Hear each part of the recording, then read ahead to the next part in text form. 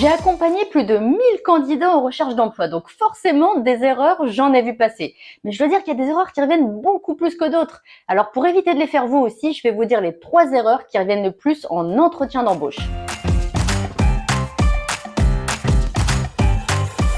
C'est classique, le recruteur va vous parler de vos précédentes missions. Peut-être qu'il va vous demander ce qui fait que votre contrat a pris fin, voire pourquoi vous avez quitté votre précédente entreprise. Et forcément, ça va appuyer là où ça fait mal si vous avez quitté votre job en mauvais termes, ou du moins si vous n'en gardez pas un bon souvenir. Et là, beaucoup de candidats se mettent en difficulté parce qu'ils commencent à parler en des termes négatifs de leur ancienne entreprise, de leur ancien poste, de leur ancienne équipe, etc., etc.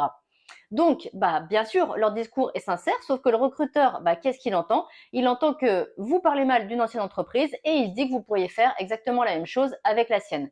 Résultat, candidat non recruté.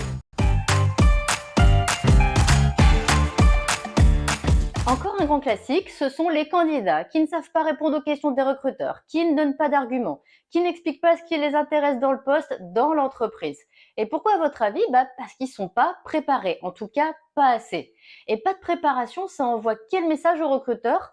Ça envoie comme message que le candidat n'est pas intéressé. Résultat, candidat non recruté, encore une fois. Le recruteur pose forcément beaucoup de questions, c'est son job, et parfois des questions qui poussent les candidats dans le retranchement. Et oui, il a besoin de certaines informations, même si les candidats préféraient parfois ne pas s'exprimer sur le sujet. Par exemple, la question des défauts ou encore la question du trou dans le CV. Et là, l'erreur, ce serait finalement de le prendre personnellement, de se dire que le recruteur vous en veut, qu'il essaye de vous piéger, voire que l'entretien est foutu. Pas du tout en fait, parce que le recruteur, il va poser les mêmes questions à tous les candidats. Mais si au lieu de prendre du recul, de répondre de manière factuelle, le candidat commence à se mettre sur la défensive, à dire par exemple mais pourquoi vous me posez ce genre de questions? Donc s'il se braque ou s'il essaye par exemple d'éviter de détourner la réponse à la question en disant par exemple non non j'ai pas de défaut, vous l'aurez compris, le résultat c'est candidat non recruté. Alors maintenant que vous avez entendu tout ça, dites-moi en commentaire si vous aussi vous avez déjà commis une de ces erreurs ou peut-être une autre.